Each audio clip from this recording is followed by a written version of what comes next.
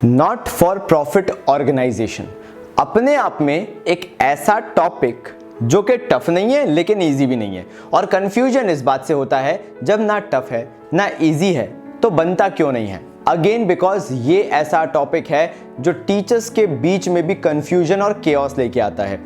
Ultimately पूरा का पूरा जिम्मेदार वो इंसान होता है जो ये टॉपिक डिलीवर कर रहा है, क्योंकि अगर ये टॉपिक ढंग से डिलीवर नहीं किया गया, उन एस्पेक्ट्स को टच नहीं किया गया जहां बच्चा अटकता है, तो ये टॉपिक कोई भी अच्छे से नहीं पढ़ा सकता। और इसीलिए हमने इस वीडियो को रीशूट किया। काफी कमेंट्स आए और अभी भी भरे पड़े हैं कि बाबा जी एनपीओ चाहिए, और जब एनपीओ की बारी बोल दी कि भाई एनपीओ चाहिए तो जिम्मेदारी डबल हो जाती है। तो जब हमने देखा हमें मजा नहीं आया, हमने कहा नहीं यार, कुछ ऐसा करते हैं कि यार वो 5 बूटियां एक वीडियो में तुमको वो सब कुछ दे दें जो तुम एनपीओ में कहीं और ढूंढ रहे हो, या मे बी टीचर्स ने आपके मिस आउट कर दिया है। तो आज ये 5 बूटियां बड़ी क्रूशियल होने वाली हैं जो कि हम एनपीओ की करेंगे, क्योंकि हम इसके अंदर हर वो एस्पेक्ट टच करेंगे जहां पे तुम गलती करते हो। और देखना, ये 5 बूटी करने के बाद कोई रोक नहीं सकता तुम्हें एनपीओ में स्कोर करने से फुल मार्क्स। तो चलो शुरू करते हैं बिना किसी देरी के। बजाओ पबजी।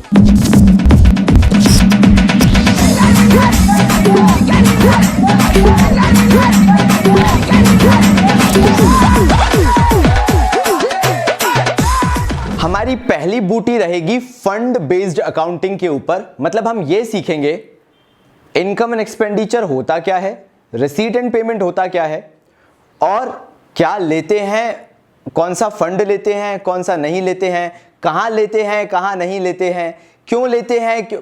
चलो यार बूटी हैशटैग बन। सबसे बड़ी दुविधा आपको यह पता होना चाहिए रिसीट एंड पेमेंट क्या होता है और इनकम एंड एक्सपेंडिचर क्या होता है। तो मैं आपको उस बेसिस पे सिखाऊंगा जिस बेसिस पे आपको बिल्कुल बच्चों की तरह सिखाया जा सकता है। 11वीं कक्षा यानी कक्षा 11वीं के अंदर आपके 2 चैप्टर हुआ करते थे। एक था आपका कैश बुक और दूसरा था आपका final accounts of a sole proprietor. तो जो final accounts of a sole proprietor के अंदर आप प्रॉफिट एंड लॉस अकाउंट बनाते थे ना, वो trading and profit and loss account, तो वो जो प्रॉफिट एंड लॉस अकाउंट होता था वो इनकम एंड एक्सपेंडिचर अकाउंट है। हाँ, पहले एक्सपेंडिचर इस साइड आता है, डेबिट साइड ऑब्वियसली आपने पीएनएल पढ़ा हुआ है, सारे खर्चे डेबिट साइड आते थे, और वही पीएनएल अकाउंट के अंदर सारी इनकम्स क्रेडिट साइड आती थी। जैसे ट्रेडिंग में बाय सेल्स आ गया, उसके बाद पीएनएल के अंदर जब हम लिखते थे तो बाय रेंट जो मिल रहा है हमें, by dividend received, by commission received, सारी चीजें, by gain on sale of land plant building, जो भी बेच रहे हो उस पर जो गेन हो रहा है वो भी बाय साइड इनकम साइड आता था।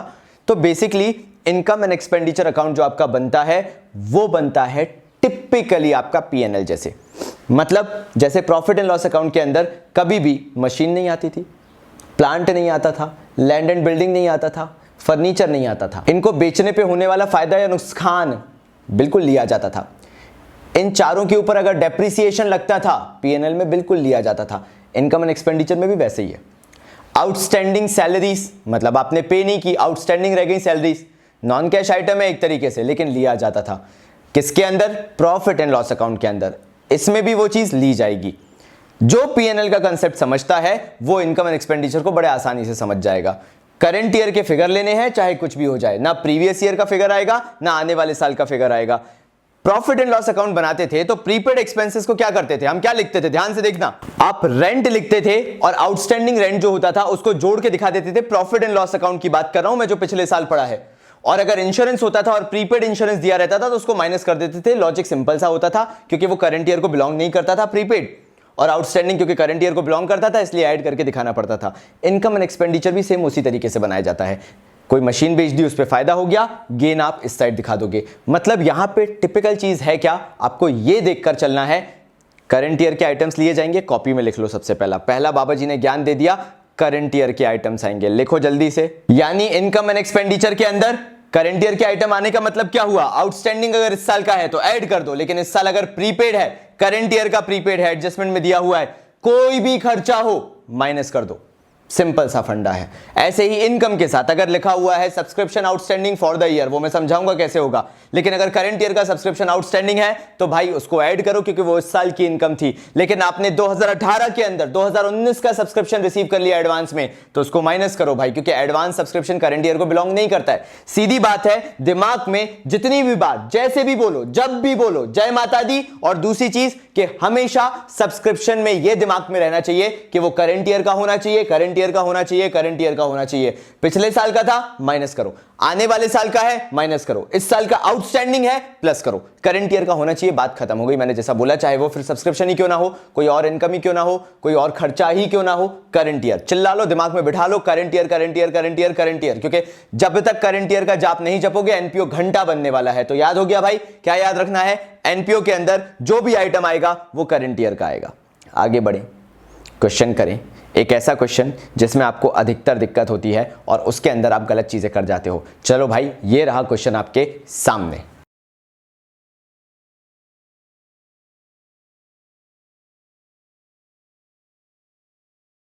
अब मैं तुम्हें एक बहुत कड़ा आइडिया दे रहा हूं, बिल्कुल कड़क कड़क आइडिया, और तुम इससे याद रख पाओगे कि कौन सी चीजें लेनी है इनकम एक्सपेंडिचर में, कौन सी चीजें नहीं लिखनी है।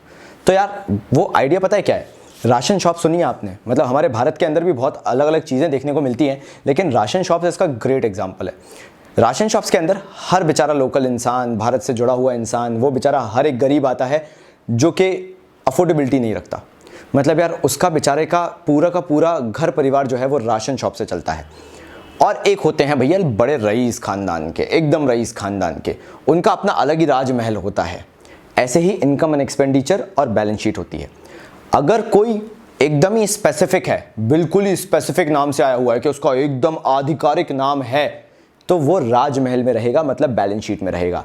और एक बेचारा जनरल है, नॉर्मल है, जैसे आप और मैं हो गए ना, ऐसे नॉर्मल है बेचारा, तो वो बेचारा पीएनएल में पड़ा रहेगा। यही मजबूरी है।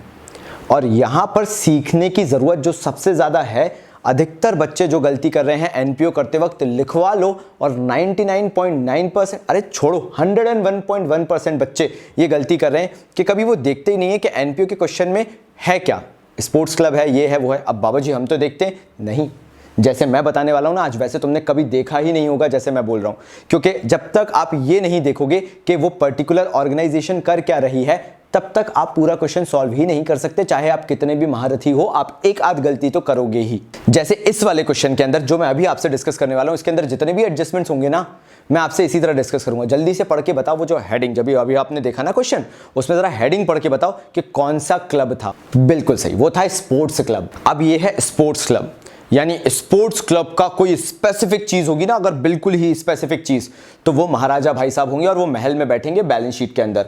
और जो जनरलाइज्ड चीजें होंगी, नॉर्मल होंगी, अब भले ही वो फायदा दें या नुकसान दें, मतलब इनकम जनरेट करें या खर्चा, वो पड़ी रहेंगी बेचारी पीएनएल के अंदर। डिस्कस करना चालू करें। चलो बताओ सबसे पहली चीज क्या दी है। स्पोर्ट्स क्लब है और स्पोर्ट्स फंड दिया हुआ है और स्पोर्ट्स फंड इन्वेस्टमेंट दिया हुआ है। महाराजा वाली गद्दी देख रहे हो तुम, अरे स्पोर्ट्स क्लब हमारा है, नाम सुना है हमारा, स्पोर्ट्स फंड और स्पोर्ट्स फंड इन्वेस्टमेंट। यहां स्पेसिफिक हो गए, ये बिल्कुल स्पेसिफिक हो गए। ये राजा महाराजा के लिए क्वालिफाई क्यों कर गए? क्योंकि भाई स्पोर्ट्स क्लब है और स्पोर्ट्स की फंडिंग भी है, स्पोर्ट्स फंड के इन्वेस्टमेंट भी है। रिश्तेदारी देख रहे हो तुम यहाँ पे, यही चीज बच्चे देखते नहीं है कि ऊपर देखा नहीं कि स्पोर्ट्स क्लब है और यहाँ पे ये आएगा कहां, पीएनएल में ले या कहां ले, समझ में ही नहीं आ रहा है। दूसरा तरीका पहचानने का, स्पोर्ट्स फंड है और स्पोर्ट्स फंड इन्वेस्टमेंट है। फंड एक लायबिलिटी होती है, ना इनकम होता है ना एक्सपेंस होता है। इन्वेस्टमेंट एक एसेट होता है, खर्चा नहीं होता है, ना ही वो इनकम होती है। तो ये भी तरीका जानने का है कि स्पोर्ट्स फंड है और स्पोर्ट्स फंड इन्वेस्टमेंट, शुरुआत के दो टाइटल दिए हुए हैं, दो एंट्रीज दी हुई हैं, तो वो तो आपकी चली गई बैलेंस शीट में, नाम से भी क्लियर है और मैंने आपको उनका नेचर भी बता दिया। क्योंकि कई लोग जो होते हैं वो सुन लेते हैं पूरी चीज और उसके बाद कमेंट बॉक्स में अजीब सी चीजें डालते हैं। पहली चीज तो पूरा वीडियो ही नहीं देखेंगे, आधा वीडियो देखेंगे और आधे वीडियो में नाच के सर ये गलत है। अरे पूरा वीडियो तो देख ले भाई, अगर गलती होगी तो हम वैसे ही सॉरी बोलेंगे, लेकिन वही चीज मैं 5 मिनट बाद बोल रहा हूं, लेकिन सुनना ही नहीं है। तो पहले वीडियो देखो सुकून से, जब एंड तक पूरा वीडियो देख लो ना, उसके बाद जजमेंटल होना। टिपिकल भारतीय मत बनो जो बिल्कुल ही इलिटरेट हो जाते हैं ना, वो जो टिपिकल, वो मत बनो वो जो कि पहले पूरा वीडियो देखे, समझे और गलती हो तो बिल्कुल बताए। हम तो हाथ जोड़ के सॉरी मांगने को बैठे ही हुए हैं, लेकिन पहले पूरा वीडियो देखिए। तो हमने क्या बोला आपसे, स्पोर्ट्स फंड इन्वेस्टमेंट है, स्पोर्ट्स फंड है, ये दोनों स्पेसिफिक हैं और ऑब्वियसली क्योंकि इनमें से कोई भी ना खर्चा है ना इनकम है, इसलिए बैलेंस शीट में जाएगा। आगे बढ़ते हैं। अब इनका एक छोटा सा बच्चा आया, interest on sports fund investment. उसने बोला मैं इंटरेस्ट हूं स्पोर्ट्स फंड इन्वेस्टमेंट का। देख रहे हो ना यहाँ पे बच्चे की हरकत, मतलब इंटरेस्ट ये नहीं कि बता दूं मैं इंटरेस्ट हूं, नहीं, बताएगा क्या, मैं इंटरेस्ट हूं स्पोर्ट्स फंड इन्वेस्टमेंट का। देख रहे हो महाराजाओं वाली हरकतें, क्योंकि यहां पे भी स्पेसिफिक कर दिया, स्पेसिफिकली बता दिया कि मैं भाई इंटरेस्ट किसका, ऐसे ही नहीं हूं इंटरेस्ट, तुम्हें लग रहा हो कि भाई इंटरेस्ट हूं, स्पोर्ट्स फंड इन्वेस्टमेंट का इंटरेस्ट हूं। ठीक है भाई, जाओ बैलेंस शीट में।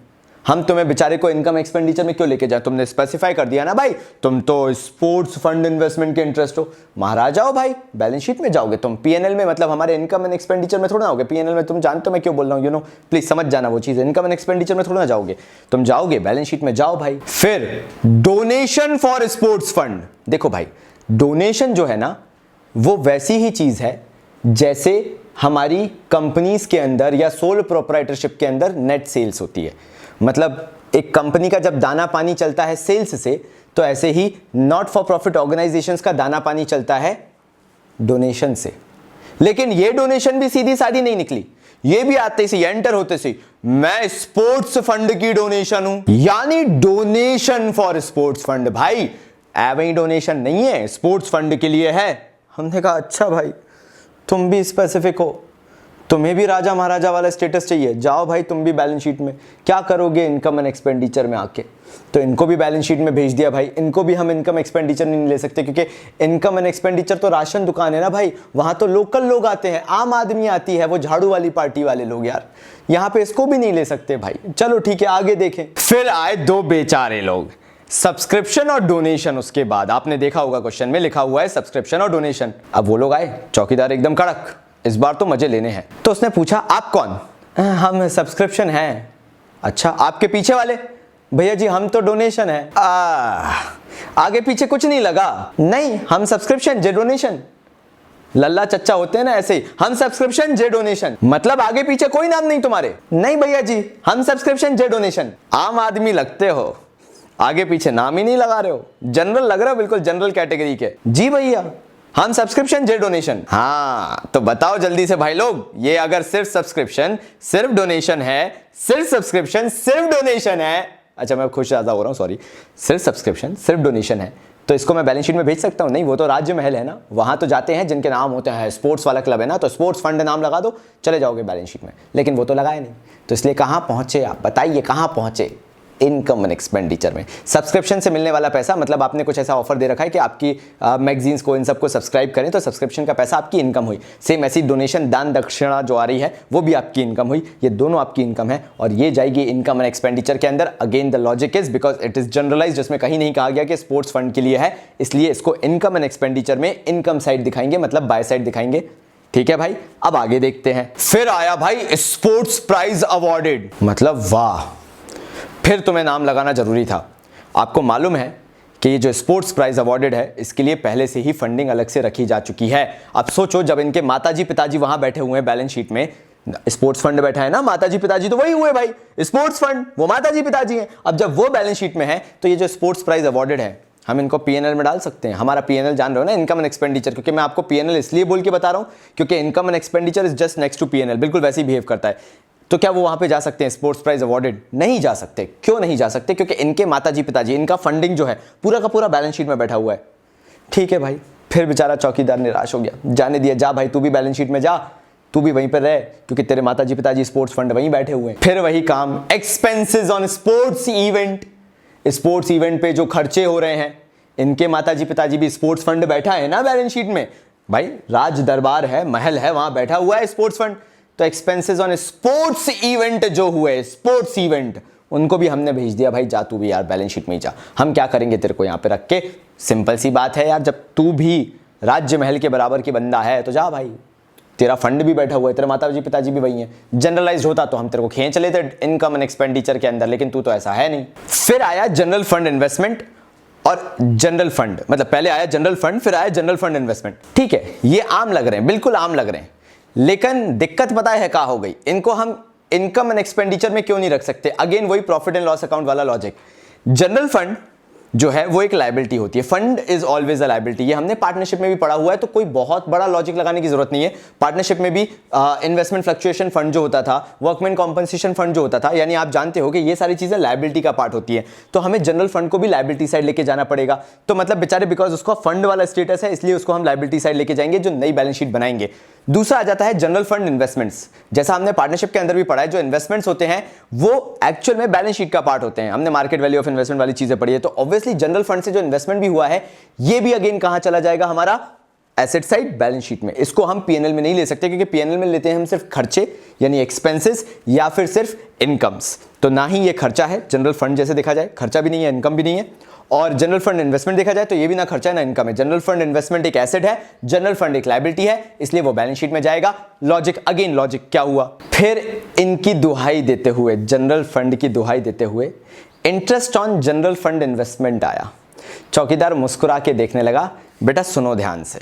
चौकीदार ने ऐसा बोला interest on general fund investment, क्योंकि जब इंटरेस्ट आया जनरल फंड का तो बोलता है मैं इंटरेस्ट हूं जनरल फंड इन्वेस्टमेंट का। चौकीदार ने बोला सुन, तू स्पोर्ट्स क्लब में नहीं है या तू स्पोर्ट्स फंडिंग का पार्ट नहीं है। स्पोर्ट्स क्लब के अंदर स्पोर्ट्स का नाम चलता है, जनरल का नाम नहीं चलता है। तुम्हारे माँ बाप जो हैं वो बैठे हुए हैं बैलेंस शीट में सिर्फ एक कारण से, क्योंकि दोनों में से ही कोई खर्चा और कोई इनकम नहीं थी। एक एसेट था जनरल फंड इन्वेस्टमेंट और एक लायबिलिटी था जनरल फंड, इसलिए वो बैठे हुए हैं बैलेंस शीट में। तुम हो इंटरेस्ट, इंटरेस्ट का मतलब तुम हो इनकम, इनकम हो, तुम्हारे पास स्पोर्ट्स वाला स्टेटस भी नहीं है, इसलिए क्योंकि तुम बेचारी सिर्फ एक इनकम हो, तुम्हें जाना पड़ेगा इनकम एंड एक्सपेंडिचर में, इनकम साइड। बट मैं तो जनरल फंड इन्वेस्टमेंट का इंटरेस्ट हूं। अबे जनरल फंड इन्वेस्टमेंट के इंटरेस्ट हो, बैलेंस शीट में जाने के लिए तुम्हें स्पोर्ट्स का होना चाहिए, क्योंकि क्लब काय का है, स्पोर्ट्स क्लब है। हो तुम उसके? नहीं, वो तो हम नहीं है, हम तो जनरल के ही हैं। चुपचाप जाके इनकम साइड बैठ जाओ, इनकम एंड एक्सपेंडिचर के अंदर। इनकम साइड मतलब क्रेडिट साइड, क्योंकि तुम जनरलाइज्ड इनकम हो और जनरलाइज्ड इनकम हमारी इनकम एंड एक्सपेंडिचर में जाती है। चलिए देख लेते हैं एक बार इनकम एंड एक्सपेंडिचर कैसा बना। तो अगर आपको पता चला हो और आपने ध्यान से देखा हो तो बेचारे तीन ही चीज नैया पार करके इनकम एंड एक्सपेंडिचर में आए और बेचारे बड़े बेचारे टाइप के थे। एक तो हो गया सब्सक्रिप्शन, क्योंकि उसके आगे कुछ स्पोर्ट्स वगैरह लगा नहीं था। एक हो गया डोनेशन, क्योंकि अगेन उसके आगे कुछ स्पेसिफिक लगा नहीं था। एक उसके आगे बेचारे ने स्पेसिफिक लगाने की कोशिश की, interest on general fund investment, लेकिन है तो जनरल ना भाई, और जनरल चीजें कभी भी बैलेंस शीट में नहीं जाती, और जो गई हैं उनका मैंने पूरा लॉजिक बताया है कि वो क्यों गई हैं। तो interest on general fund investment जो है वो भी यहीं पे आएगा। ये तीन चीजें जो है वो इनकम एंड एक्सपेंडिचर में आएंगी। और अब आपको कोई कंफ्यूज नहीं कर सकता, क्योंकि आपने एक बहुत खास चीज सीख ली, और वो खास चीज ये है कि आपको बार बार बार बार ध्यान रखना पड़ेगा कि वो जो एनपीओ है, नॉट फॉर प्रॉफिट ऑर्गेनाइजेशन है, वो किस चीज़ में डील कर रही है। अगर आप वो पहली लाइन को बार बार अपने दिमाग में रिपीट करोगे, आपके सारे आंसर आते चले जाएंगे, जैसे कि मैंने किया, जैसे कि मैंने आपको करवाया। ये करने का मतलब ही तो यही हुआ कि हाँ भाई दिमाग में भर गया कि भाई जो भी है वो स्पोर्ट्स क्लब से रिलेटेड है। स्पोर्ट्स क्लब्स के जो खास वो गया बैलेंस शीट में, जो स्पोर्ट्स क्लब के खास नहीं वो आ गया यहाँ पे। ये तरीके से काम किया जाता है। अब एक बार बैलेंस शीट भी देख लेते हैं। तो भाई जो हमने वहां पे छोड़ा, जो मैंने आपको बताया कि इनकम एंड एक्सपेंडिचर में नहीं आ सकते, वो हम सारे यहां लेके बैठ गए। देखो भाई जनरल फंड आ गया यहाँ पे, क्यों आया? क्योंकि ये फंड था 20 लाख रुपए का, ये आ गया। अब मैं बात करूंगा बहुत डिटेलिंग में, ये बाद में आएगा, पहले इसकी बात करेंगे। ये जो स्पोर्ट्स फंड ने ये जो भसड़ मचाई है ना, जो आपने देखा कि किसी को आने ही नहीं दिया भाई, शाही तौर पे सबको वो बैलेंस शीट में लेके आया, क्योंकि उसके आगे सबके आगे स्पोर्ट्स लिखा हुआ था भाई। तो उसने सबको खींचा अपनी तरफ, उसने बोला नहीं कोई भी नहीं जाएगा भाई हमारे पीएनएल में, यानी हमारे इनकम एंड एक्सपेंडिचर में, क्योंकि वो पीएनएल की तरह सिमिलर होता है, इसलिए मैं बार बार पीएनएल बोलता हूं, ताकि आपके दिमाग में भरा रहे कि जैसा पीएनएल बनाते थे वैसे ही इनकम एंड एक्सपेंडिचर बनाना है ना भाई, कोई दिक्कत थोड़ी ना है। लेकिन अंतर क्या होता है सिर्फ एक, कि अगर किसी के आगे वो स्पेसिफिक तमगा लग गया, जैसे स्पोर्ट्स फंड, क्योंकि ये स्पोर्ट्स क्लब था, टॉप वाली लाइन को सबने याद रखा है, इसलिए ये सबको अपनी तरफ खींच के लाया। जैसे interest on sports fund investment मिला, इंटरेस्ट मिला तो फंड बढ़ेगा भाई, इसलिए प्लस कर दिया। स्पोर्ट्स फंड डोनेशन मिला, स्पोर्ट्स फंड डोनेशन मिला ना, तो कैसे वो पीएनएल मतलब अपना इनकम एंड एक्सपेंडिचर में जा सकता था भाई, अच्छी खासी स्टेटस रखता है तो जाके स्पोर्ट्स फंड में आके ऐड हुआ। फिर ये दो बदमाश बालक जो इनका नाम डुबो रहे हैं, मतलब कम करवा रहे हैं पैसा, लेकिन इनकम एंड एक्सपेंडिचर में नहीं जाएंगे, हैं बदमाश बच्चे, लेकिन आएंगे तो कहां आएंगे? बैलेंस शीट में आएंगे भाई। क्यों? स्पेसिफिक नाम है, रुतबा है भाई, आगे स्पोर्ट्स लगा हुआ है, तो स्पोर्ट्स प्राइस दिए गए, क्योंकि स्पोर्ट्स फंड मौजूद है, इसलिए स्पोर्ट्स प्राइस स्पोर्ट्स फंड से होगा माइनस। क्योंकि जब किसी भी चीज के लिए, कोई भी खर्चे के लिए स्पेसिफिक फंड बना दिया गया हो, तो आप उसे इनकम एंड एक्सपेंडिचर में खर्चा क्यों दिखाओगे? एक जनरल खर्चा क्यों दिखाओगे? फंड बना हुआ है ना उसके लिए, फंड में ले आके माइनस करो उसे। लॉजिक बता रहा हूं, जिनको लॉजिक सुनना है, हो सकता है वो शुरुआत के ही देख के कमेंट करके बैठ गए हो, अभी तक आके देखा ही नहीं हो, तो लॉजिक बता रहा हूं मैं। और वो लॉजिक ये है, if you have created any specific fund for any specific expense और एनी स्पेसिफिक इनकम, जब फंड बना हुआ है तो आप उस चीज को इनकम एंड एक्सपेंडिचर में नहीं लेके जाओगे। इनकम एंड एक्सपेंडिचर में सिर्फ उन्हीं चीजों को लेके जाते हो जो कि जनरलाइज्ड है और जिनके लिए कोई फंड नहीं बना हुआ है। मैंने दो चीजें बोली हैं जो कि जनरलाइज्ड है और जिनके लिए कोई फंड नहीं बना हुआ है। तो यहाँ पे जनरल इन्वेस्टमेंट जो आप देख रहे हो उसके लिए भी मैं बताऊंगा लॉजिक, अभी सुनना आगे। फिर एक और गंदा बदमाश बच्चा, एक्सपेंसेस ऑन स्पोर्ट्स इवेंट। अब इसको भी मैंने फंड में से ही माइनस क्यों किया, क्योंकि ये भी विरासत लेके आया था, स्पोर्ट्स इवेंट, स्पोर्ट्स क्लब का, स्पोर्ट्स फंड का, स्पोर्ट्स इवेंट, इसलिए इसको भी यहीं से माइनस किया गया। तो हमने ये दो ऐड किया तो 15 लाख आया, इससे दो खर्चे माइनस किए तो 11 लाख रुपए का हमारा आंसर आया स्पोर्ट्स फंड का। जनरल फंड 20 लाख का था ही। अब यहाँ पे आप मुझसे ये पूछना चाह रहे होगे कि बाबा जी ये वाला और वो वाला साइड टैली नहीं हो रहा, तो हमने यहाँ पे लिख रखा है ओनली रेलेवेंट इन्फो। हम यहाँ पे टैली करने को नहीं बैठे बैलेंस शीट, हम तो सिर्फ रेलेवेंट इन्फो जो हमें दी हुई थी वो हम यहाँ पे सिर्फ लिख कर दिखा रहे हैं आपको कि चीजें कैसे ली जाती हैं। चलिए, क्वेश्चन में स्पोर्ट्स फंड इन्वेस्टमेंट भी दिए हुए थे, इन्वेस्टमेंट है एसेट से, इसलिए यहाँ लिख दिए गए। जनरल फंड इन्वेस्टमेंट जो है वो भी यहाँ लिख दिया गया। अब काफी लोगों को एक डाउट आ रहा होगा, बाबा जी जब जनरल फंड बना हुआ है, एक फंड बना हुआ है, तो जनरल एक्सपेंसेस को भी तो उसी से माइनस करना चाहिए था, या जनरल इनकम को भी उसी से माइनस करना चाहिए था। मैं आपको एक चीज बताता हूं, जैसे इस वाले क्वेश्चन के हिसाब से बताऊंगा, मैं ज्यादा कॉम्प्लिकेटेड नहीं करूंगा क्योंकि जो चीज करवाई नहीं उसका क्वेश्चन क्यों करूं मैं आपसे। इंटरेस्ट ऑन जनरल इन्वेस्टमेंट्स, जो इंटरेस्ट हो रहा है या आ रहा है आपके पास, वो यहां पर ऐड क्यों नहीं हो रहा? Again because that is your generalised income. मैंने दो चीजें बोली थी, जनरल होना चाहिए और उसका फंडिंग नहीं होना चाहिए। जो इंटरेस्ट है वो इनकम एंड एक्सपेंडिचर में सिर्फ इस कारण से गया क्योंकि वो जो इंटरेस्ट है वो जनरलाइज्ड इन्वेस्टमेंट्स पे आया है। अगर वो स्पेसिफिक स्पोर्ट्स पे आता तो वो यहां जरूर आता, लेकिन अगर क्योंकि वो जनरलाइज्ड है तो उसकी इनकम हो जाए चाहे उसका एक्सपेंस हो जाए, वो हमेशा कहां जाएगा? आपका इनकम एंड एक्सपेंडिचर में। ये भी डाउट क्लियर हो गया, ये भी आप लिख लो, आपको समझ में आ गया होगा कि कौन सा फंड लेना है, कौन सा नहीं लेना है, कौन सा इनकम एंड एक्सपेंडिचर में जाएगा, कौन सा नहीं जाएगा। जल्दी करो।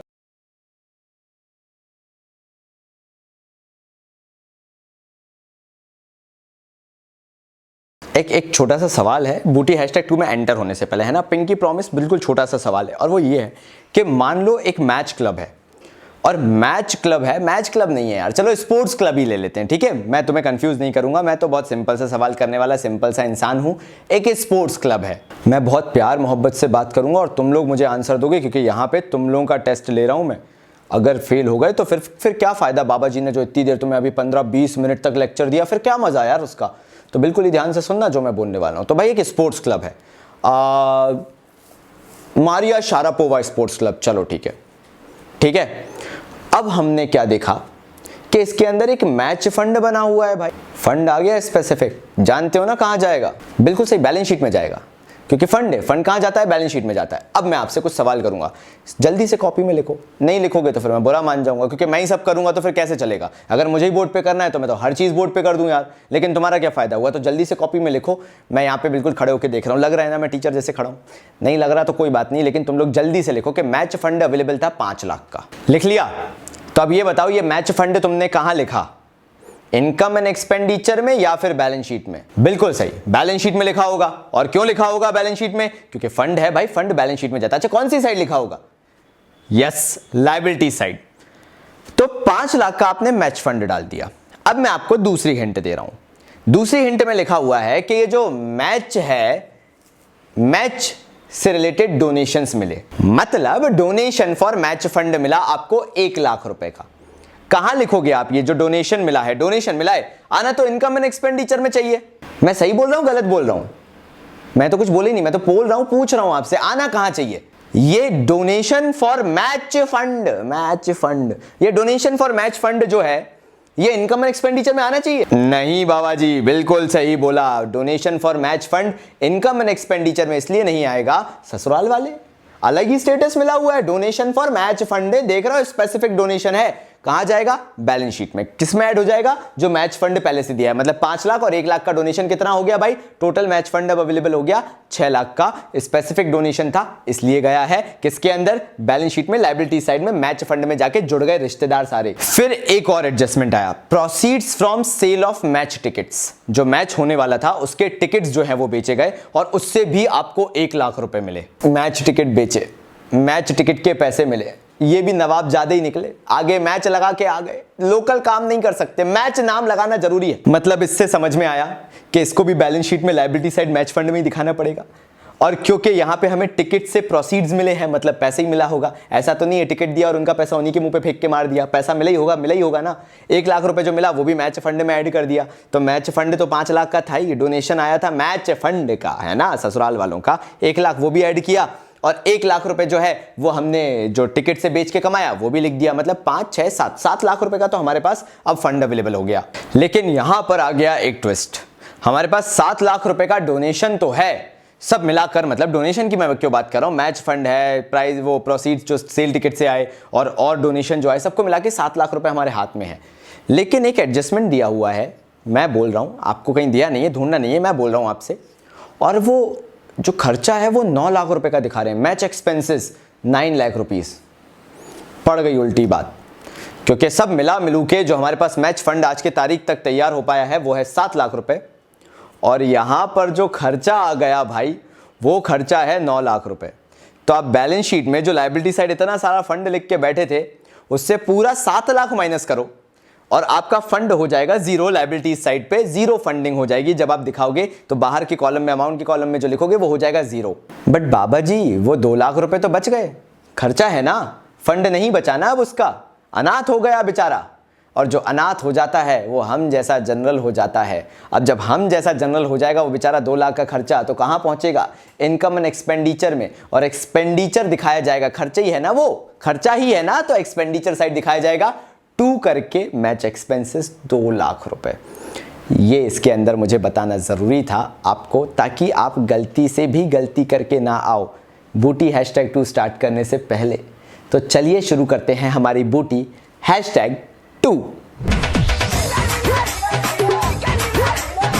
क्योंकि हमने पूरे अपने प्लेज को 5 बूटियों में बांट के रखा है, तो हमने इस पर्टिकुलर बूटी #2 को पंचतत्व में ही बांटा है। और मैं आपसे 5 क्वेश्चन करूंगा और आप मुझे बताओगे ये इनकम एंड एक्सपेंडिचर का पार्ट होना चाहिए या बैलेंस शीट का पार्ट होना चाहिए। और अगर आपने बता दिया तो आप नहीं, मैं जीत जाऊंगा, क्योंकि मैंने आपको सिखा दिया है एनपीओ के जो बहुत ही बेसिक्स हैं वो सारे। पहला, एंट्रेंस फीस और एडमिशन फीस कहां आनी चाहिए। एंट्रेंस फीस ले रहे हो आप, मतलब आप पार्क वार्क खोल के बैठे हो या जो भी, उसके लिए एंट्रेंस फीस ले रहे हो, या आपने कोई ऐसा सेमिनार वेबिनार करके रखा है जिसके लिए आप एडमिशन फीस लेते हो। तो अगर आपको एंट्रेंस फीस और एडमिशन फीस मिल रही है तो वो कहाँ आना चाहिए, बैलेंस शीट में आना चाहिए या फिर इनकम एंड एक्सपेंडिचर में आना चाहिए। सही कह रहे हो, इनकम एंड एक्सपेंडिचर में आना चाहिए, क्योंकि वो स्पेसिफिक नहीं है। एंट्रेंस फीस आप हर रोज लोगे, रेकरिंग बेसिस पे होगा, रेगुलर बेसिस पे होगा, हर दूसरे दिन आपके यहाँ पे कोई एडमिशन ले रहा है, हर तीसरे दिन पे कोई एडमिशन ले रहा है, हर कोई तीसरे दिन पे सब्सक्रिप्शन वगैरह ले रहा है। तो मतलब अगर एंट्रेंस फीस या एडमिशन फीस ली जाए तो ये रिकरिंग नेचर का है, रेगुलर नेचर का। और अगर रेगुलर नेचर का है तो वो इनकम एंड एक्सपेंडिचर का पार्ट बनेगा। ऐसा कुछ स्पेसिफिक भी नहीं है कि शक्तिमान की एंट्रेंस फीस नहीं है ना, ऐसा बहुत ही बेसिक पूछा। एंट्रेंस फीस और एडमिशन फीस ये रेगुलर होता रहेगा, हमेशा ही होता रहेगा। एनपीओ के साथ ऐसा नहीं होगा 15 साल में एक बार कोई एडमिशन ले रहा है या एंट्रेंस ले रहा है। तो इसलिए इसको, क्योंकि एनुअली होता रहेगा, रिकरिंग है, डे बाय डे होता रहेगा, एनुअली छोड़ो डे बाय डे होता रहेगा, इसलिए इसको हम इनकम एंड एक्सपेंडिचर में इनकम साइड दिखाएंगे, बैलेंस शीट में नहीं दिखाएंगे। लेकिन वहीं पे मैं अगर इसको ट्विस्ट करके आपसे सेकंड पूछूं, सेकंड तत्व लाइफ मेंबरशिप फी, क्या ये लाइफ मेंबरशिप फी हर रोज ली जाती है? ठीक है, लोग आते रहते होंगे हर रोज, आप उनसे अलग अलग इंसान से लेते होंगे, लेकिन एक ही इंसान से क्या आप लाइफ मेंबरशिप फी, जैसे एंट्रेंस फीस है, अगर वो 4 बार एंटर होगा तो 4 बार देगा, उसको हर साल के लिए नया एडमिशन करवाना पड़ेगा तो भाई उसे देना पड़ेगा, सब्सक्रिप्शन खत्म, नया एडमिशन लो। लेकिन लाइफ मेंबरशिप फीस क्या हर रोज ली जाती है? एक बार ली जाती है। इसलिए लाइफ मेंबरशिप फीस जो है वो इनकम एंड एक्सपेंडिचर में नहीं आता, क्योंकि वो रिकरिंग नेचर की नहीं है, वो एक बार होगा कभी। और इसलिए लाइफ मेंबरशिप फीस जो है वो सीधे बैलेंस शीट का पार्ट बनती है। इसलिए आप लाइफ मेंबरशिप फी को उठाना और बैलेंस शीट में जो कैपिटल फंडिंग होती है, क्योंकि पैसा इनकम है ना, इनकम यानी कैपिटल का पार्ट होगा, तो कैपिटल में जाके लाइफ मेंबरशिप फी को ऐड कर देना लायबिलिटी साइड पे कैपिटल फंड में। सारा लॉजिक भी बता दिया मैंने आपको, तो याद रहना चाहिए। तीसरे तत्व की बात करें, अब ये तीसरा वाला काम ना बड़ा कंफ्यूज करता है, स्पेशल रिसीट्स। मान लो आपको कुछ स्पेशल रिसीट मिली है, जैसे मान लीजिए आप एनुअल डिनर करवाने वाले हैं, एनुअल डिनर के लिए आपको एक स्पेशल रिसीट मिल रही है, उसके लिए फंडिंग मिल रही है, क्योंकि आप डिनर करवा रहे हो तो सब लोग उसके लिए आके फंडिंग दे रहे हैं। अब यार डिनर करवा रहे हो तो डिनर के दिन खर्चा भी हुआ होगा, तो आप क्या करोगे? जो आपने डिनर के लिए जो स्पेशल रिसीट पकड़ी है ना, जो आपको मिला है, आप उसमें से जो ये एनुअल डिनर पे खर्चा हुआ है इसको माइनस करोगे। अगर सरप्लस पैसा बच गया तो इनकम एंड एक्सपेंडिचर में इनकम साइड दिखा देना, और अगर डेफिसिट रह गया तो एक्सपेंडिचर दिखा देना। ये कोई एसेट नहीं बिल्डअप हो रहा है या लाइफ टाइम के लिए नहीं मिल रहा है, ये इस साल का एक एनुअल डिनर था जिसके लिए पैसा इकट्ठा किया एनुअल डिनर करवाने के लिए, और भाई खर्चा किया। अब ये एनुअल डिनर करवाने के लिए या जो हुआ, या तो आपको इस साल उससे फायदा हुआ होगा या तो इसी साल नुकसान हुआ होगा। आप उसे जिंदगी भर थोड़ा ना खचोड़ोगे, जैसे plant and machinery, land and building को अपन खचोड़ते हैं, इसको थोड़ा ना खचोड़ोगे आप बेसिकली। तो आप क्या सोचोगे कि हाँ भाई इस साल के हिसाब से या तो हमारा खर्चा ज्यादा हुआ और हमें फंडिंग कम मिली थी, तो आप दोनों को कहीं बाहर कहीं पे लिखकर, वर्किंग नोट में लिखकर आप प्लस माइनस कर लो। जो एनुअल डिनर के लिए आपको रिसीट मिली थी और खर्चा मिला था, अगर आपको लगता है कि एनुअल डिनर के लिए जो रिसीट थी वो ज्यादा थी, बाय करके आप रिसीट साइड यानी इनकम साइड दिखा देना। रिसीट मतलब इनकम साइड है ना, रिसीट यानी रिसीट एंड पेमेंट अकाउंट की बात नहीं कर रहा, इनकम एंड एक्सपेंडिचर की कर रहा हूं। तो इनकम साइड दिखा देना जितना भी ज्यादा हो, और अगर कम रह जाए तो भाई एक्सपेंडिचर दिखा देना टू साइड पे। एनुअल डिनर का खर्चा ज्यादा हो गया, इनकम मतलब रिसीट कम थी, पैसा कम मिला था। ठीक है भाई, आगे बढ़ते हैं हमारे चौथे तत्व के पास, वो है जनरल डोनेशन। तो भाई जनरल डोनेशन जो होती है वो भी बड़ी सिंपल है। जनरल डोनेशन क्या बोलती है? जनरल डोनेशन है, नॉर्मल डोनेशन है। नॉर्मल डोनेशन है तो मैं बता ही चुका, बेचारा कहां पढ़ते हैं, इनकम एंड एक्सपेंडिचर में दिखा देना, बाय साइड पे मतलब रिसीट साइड पे। रिसीट क्यों बोल देता हूं मैं, अच्छा सॉरी भाई गलती हो गई, आप बाय साइड पे बोल देना उसे, यानी जो इनकम है उस साइड आप दिखा देना। बीच के बोलते में ही रखना है, वहां ही रखना जरूरी है, 2 मिनट के लिए और रखा रहेगा तो नहीं, कुछ नहीं। रिसीट साइड पे दिखा देना बाय डोनेशन करके, मतलब उससे ज्यादा कुछ सोचना नहीं है तुम्हें, क्योंकि डोनेशन जनरल है, स्पेसिफिक होती तो बात करते। हाँ, पंच तत्व पे ना, तो पांचवा तत्व भी तो क्या याद कर लें, डिस्कस कर लें इसके अंदर, वो है स्पेसिफिक डोनेशन। मैच डोनेशन, काजू डोनेशन, कतली डोनेशन, पता नहीं कौन कौन सा मतलब स्पेसिफिक डोनेशन जहां दिख जाए ना, डोनेशन के आगे कोई टर्म लगा हो, दिमाग को लोड देना ही नहीं है। मैच और डोनेशन, कोई भी डोनेशन हो, दिमाग को लोड देना ही नहीं है, वो सीधे बैलेंस शीट में लायबिलिटी साइड पे दिखा देना, क्योंकि वो स्पेसिफिक है। महाराजा है, महाराजा जाते हैं दरबार में, दरबार होता है बैलेंस शीट, तो वो इनकम एंड एक्सपेंडिचर में आएगा ही नहीं अगर स्पेसिफिक डोनेशन है। ये पंच तत्व भी याद रखना बहुत ज्यादा जरूरी है एनपीओ के अंदर, आपके लिए तो बहुत ही ज्यादा। बूटी #3 के अंदर हम बात करेंगे सब्सक्रिप्शन जैसी भयंकर बीमारी की, जो कि काफी बच्चों को घेर के रखी हुई है। आइए शुरू करते हैं हमारी बूटी #3। तो भाई सुनो ध्यान से, सबसे पहले तो जब मैं रिसीट एंड पेमेंट देखता हूं तो मैं आधी बार तो चक्कर खा के बेहोश होकर तभी गिर जाता हूं जब मैं ये ऐसा कुछ लिखा देखता हूं। ऐसा बुरा लगता है ना, ऐसा बुरा लगता है कि मैं क्या बताऊं। तो मैं तो हूं भाई अंधा प्राणी। जब हम बूटी #4 और 5 में क्वेश्चन करेंगे ना, तब मैं इसका मीनिंग समझाऊंगा, लेकिन जब हमें नॉर्मली निकालने को बोला जाए या 3 मार्क का क्वेश्चन आ जाए, चलो छोड़ो, और हमसे बोला जाए कि भाई करके दिखाओ, तब मैं अंधा बनूंगा। और जब तक मैं 4th और 5th नहीं करवा देता तब तक मैं तुमसे बात भी नहीं कर रहा हूं इस बारे में, ठीक है ना। तो जैसे ही ये चीज मुझे लिखी दिखती है ना, मैं ऐसे करता हूं, आंख बंद, है ना, बिल्कुल आंख बंद करता हूं और मैं इसको ऐसे काटता हूं। मैं कहता हूं मुझे डराओगे बे, इतने बड़े हो गए कि तुम मुझे डराओगे, तो मैं ऐसे काट देता हूं जब मुझे ये रिसीट एंड पेमेंट में लिखा दिखता है, और मैं ध्यान देता हूं इस पे। ये जो रहता है, ये जो स्पेसिफिक रहता है, ये लिख देता हूं मैं subscription receive during the year करके, यहां पे ये मैंने यहां पे लिख दिया। अब एडिशनल इंफॉर्मेशन दी रहती है भाई, उसमें दिया रहता है, उसमें मतलब पहले तो मैंने काट दिया, अब मैं इधर पे आता हूं, पहले इसका मीनिंग समझाता हूं, फिर ये भी समझाने वाला हूं, बुरा मत मानना। आउटस्टैंडिंग एट दी एंड, साल भर गुजर गया, सन 2018 चल रहा है और साल भर गुजर गया, और साल भर के एंड में लिखा हुआ है, बिल्कुल एंड में जाके सब्सक्रिप्शन आउटस्टैंडिंग ऑन 31 मार्च 2018। अगर साल के एंड में आउटस्टैंडिंग है तो भैया साल भर का ही आउटस्टैंडिंग रहा होगा ना, इसलिए एंड का आउटस्टैंडिंग जोड़ते हैं, क्योंकि वो करंट ईयर को बिलोंग करता है भाई। साल के एंड में आउटस्टैंडिंग है मतलब साल भर नहीं मिला वो आउटस्टैंडिंग हुआ, क्योंकि करंट ईयर का आउटस्टैंडिंग है। सब्सक्रिप्शन करंट ईयर का मतलब इनकम करंट ईयर की, और इनकम करंट ईयर की तो भाई जुड़ेगी तो है, करंट ईयर को बिलोंग करती है। अब ये हमारी है ना कमजोर अंग्रेजी के साथ खिलवाड़ करते हैं। They actually hurt our English, we don't know English, they laugh, that's what they do. So what we will do, we will be clever. कैसे, देखो जरा, subscription received in advance in the beginning of the year. अब अच्छा भाई, advance subscription सुन के लगता है इस साल को बिलोंग नहीं करता, but you have to be very specific, you have to be very clear. उन्होंने बोला subscription received in advance in the beginning of the year, इसका मतलब क्या हुआ? उन्होंने बोला कि साल के शुरुआत में सब्सक्रिप्शन जो है वो एडवांस सब्सक्रिप्शन है। अरे भाई साल खत्म होते होते तो वो इसी साल का हो गया ना, साल के शुरुआत में एडवांस था, साल भर के एंड में तो वो साल भर का ही हो गया ना, मतलब करंट ईयर का सब्सक्रिप्शन ऐड हो जाएगा। साल की शुरुआत में एडवांस हो गए तुम, साल भर में तो साल भर के होके रह गए तुम, एडवांस शुरुआत में ही थे। हमसे पंगा लेंगे, बात कर रहे हैं वी देहाती बट वी नो इंग्लिश, हाँ नहीं तो फालतू बातें। अब यहां पे देखो, subscription outstanding in the beginning of the year, साल के शुरुआत में ही आउटस्टैंडिंग हो गए, हमसे पंगा ले रहे हैं। साल के शुरुआत में आउटस्टैंडिंग पहले दिन, इन द बिगिनिंग मतलब साल के पहले दिन ही आउटस्टैंडिंग है, लॉजिक लगा के देखो, साल की शुरुआत में आउटस्टैंडिंग होना मतलब पिछले साल का इस साल में आउटस्टैंडिंग लेके आ रहे हैं ये, यानी if it belongs to the previous year, भाई प्रीवियस ईयर को अगर बिलोंग करेंगे, प्रीवियस ईयर का आउटस्टैंडिंग होगा तभी तो साल की शुरुआत में आउटस्टैंडिंग है। मतलब जो नई कोरी बैलेंस शीट है उसमें दिख रहा है कि सब्सक्रिप्शन आउटस्टैंडिंग है, मतलब साल की शुरुआत का आउटस्टैंडिंग मतलब it belongs to the previous year, और प्रीवियस ईयर को बिलोंग करता है, अगर इस साल का नहीं है इसलिए हम ये माइनस कर देंगे। ठीक है, फिर आ जाते हैं subscription received in advance at the end of the year. साल के एंड में सब्सक्रिप्शन रिसीव हुआ एडवांस में, साल के एंड में एडवांस सब्सक्रिप्शन रिसीव हुआ। अगर साल के एंड में हो रहा है एडवांस में रिसीव तो ऑब्वियसली वो अगले साल को है ना, क्योंकि हमारा ये साल तो एंड हो गया, इस साल को तो हो नहीं सकता, अगले साल का रिसीव हुआ है, क्योंकि वो इस साल का सब्सक्रिप्शन नहीं है इसलिए वो माइनस हो जाएगा। तो मतलब लॉजिक क्या सीखा, इस साल की इनकम इसी साल में ऐड, इस साल की इनकम नहीं है तो इस साल में ली भी नहीं जाएगी। अब एक चीज मैं आपको ध्यान से बताने वाला हूं, वो सुनना मेरी बात।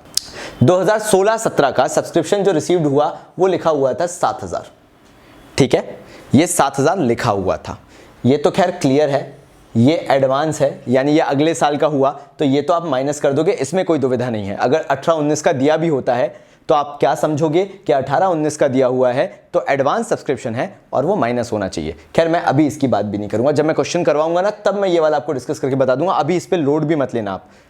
लेकिन अगर 16-17 का दिया हुआ है, 16-17 का देने का मतलब क्या हुआ, मतलब यार मुझे इस साल सब्सक्रिप्शन जो मिला वो पिछले साल का 7000 रिसीव हो गया। अब क्वेश्चन में कहीं ना कहीं दिया होगा subscription outstanding in the beginning of the year, ये कहीं ना कहीं क्वेश्चन में लिखा होगा, वो आपको दिख जाएगा। मान लो ये 10,000 था, अभी मैं इसको ऐसे ही लिख रहा हूं क्योंकि मैं क्वेश्चन कहां बना के लिखूंगा, तो आपको कहीं ना कहीं क्वेश्चन में दिया हुआ था subscription outstanding in the beginning of the year जो था वो था 10,000 रुपए। बिगिनिंग ऑफ द ईयर का मतलब पिछले साल का आउटस्टैंडिंग जो है वो 10,000 है, लेकिन थ्रू आउट द ईयर ये तो क्योंकि साल के एंड में बनता है जाके, ये साल के शुरुआती फिगर दिए हुए हैं, जो 10,000 दिया हुआ है ना ये साल का शुरुआत में दिया हुआ है कि पिछले साल से उठा के लेके आ रहे हैं, पिछले साल बिगिनिंग में ही, बिल्कुल साल की शुरुआत में ही 1 अप्रैल को ही आउटस्टैंडिंग 10,000 है। लेकिन जब पूरा साल बीत गया, ये 1 अप्रैल 2017 को दिखा रहे थे, और जब हम इनकम एंड एक्सपेंडिचर बनाते हैं या रिसीट एंड पेमेंट बनाते हैं तो रिसीट एंड पेमेंट में जो आपको सब्सक्रिप्शन दिखते हैं ये साल के एंड में होते हैं, मतलब 31 मार्च 2018 का फिगर आपको दिखेगा, तो उसमें लिखा हुआ है 2016-17 का 7,000 रुपये मिला। मतलब पिछले साल का जो 10,000 आउटस्टैंडिंग था ना उसमें से आपको 7,000 रुपये जो है वो मिल गया इस साल। मतलब पिछले साल का जो ओवरऑल आउटस्टैंडिंग रह गया वो अल्टीमेटली अगर डिफरेंस देखा जाए तो वो कितना आउटस्टैंडिंग रह गया, 3,000। तो जब आप यहां पे लिखकर माइनस करोगे ना तो आप ये 10,000 नहीं करोगे माइनस टोटलिटी में, भले ही क्वेश्चन में क्यों ना 10,000 दिया हो, आप चेक करोगे हाँ भाई subscription outstanding in the beginning of the year दिया हुआ है 10,000, बाबा जी ने बोला है वो तो माइनस होगा, लेकिन बाबा जी ने ये भी बताया कि रिसीट एंड पेमेंट देखो जरा, अगर रिसीट एंड पेमेंट में लिखा है 16-17 का 7,000 मिल गया तो बिगिनिंग ऑफ द ईयर में 7,000 आउटस्टैंडिंग था, लेकिन जब साल के एंड में आके हम अकाउंट्स बना रहे हैं, क्योंकि अकाउंट्स हमेशा 31 मार्च 2018 को बनाए जाएंगे, तो तब देखेंगे, तब हमारी आंखें खुलेंगी, हाँ भाई साल की शुरुआत में आउटस्टैंडिंग था 10,000 रुपए का, लेकिन जब साल अंत हो रहा है, जब आज की कहानी है तो देख रहे हैं 16-17 का जो है वो 7,000 रुपए मिल चुका। तो भले ही साल की शुरुआत में 10,000 आउटस्टैंडिंग था, उसमें से 7,000 मिल गया है, लेकिन अभी भी 3,000 तो आउटस्टैंडिंग साल की शुरुआत वाला रह गया है, इसलिए यहां पे जो माइनस होगा वो 3,000 रुपए माइनस होगा, ये भी आपको पता होना चाहिए। जहां तक बात है इसकी, ये हम बाद में बात करेंगे क्योंकि ये अलग दिया था, ये अलग दिया था, इसकी बात बिल्कुल बाद में, बाकी की बची 2 बूटी में। तो भाइयों ये 3 बूटियों में मैंने आपको पूरी थ्योरी बता दी, और बाकी बची 2 बूटियों में मैं वैसे शॉर्ट क्वेश्चंस बताऊंगा जिसके लेवल के क्वेश्चंस आपके सीबीएसई बोर्ड में आएंगे। मैं उनमें से नहीं हूं जो जल्दबाजी करे, मैं उनमें से भी नहीं हूं जो थोड़ा बहुत नेगेटिव देखकर डाउन हो जाऊं, मुझे घंटा फर्क नहीं पड़ता नेगेटिविटी से, टू बी वेरी ऑनेस्ट। मेरा काम है अपने आप को परफेक्ट डिलीवर करना, और उसके लिए सिर्फ एक चीज जरूरी है और वो है तुम्हारा अच्छा फीडबैक। जो कॉमर्स बाबा फैमिली है वो आज ग्रो सिर्फ इसलिए हो रही है क्योंकि कंटेंट क्वालिटी वाला है। कैमरे के सामने शूट करके चले जाना, चिपका देने में मजा नहीं है, मजा है जब बैठ के स्टडी करो और देखो कि तुम लोग के सामने क्या प्रेजेंट करना है, और उसमें मजा ही अलग है जब देखते हैं कि बाबा जी मजा आ गया, बाबा जी का सीना चौड़ा हो जाता है, समझ गए ना। तो एक इसका पार्ट और बचा हुआ है जो कल सुबह आपको 10 बजे मिल जाएगा, और उसके साथ साथ कुछ प्रैक्टिस के लिए क्वेश्चंस भी मिल जाएंगे। तो कल सुबह का इंतजार रहेगा आपका, सुबह 10 बजे मिलने वाले हैं हम, 8 बजे नहीं, सुबह 10 बजे मिलेंगे। तो आज आपके पास एक आ गया है, कल सुबह 10 बजे जब आपके पास एक और एनपीओ का वीडियो आएगा तो बिलीव मी, अगर आपने इन 2 वीडियो से भी एनपीओ पढ़ रखा है तो आपको कभी, चाहे आपने पहले से पढ़ा हो चाहे ना पढ़ा हो, उससे कोई फर्क नहीं पड़ता। तुम लोग से मैं हूं, मुझसे तुम हो, और याद रखना प्यार और नॉलेज बांटने से ही बढ़ती है। तब तक के लिए बाबा जी की तरफ से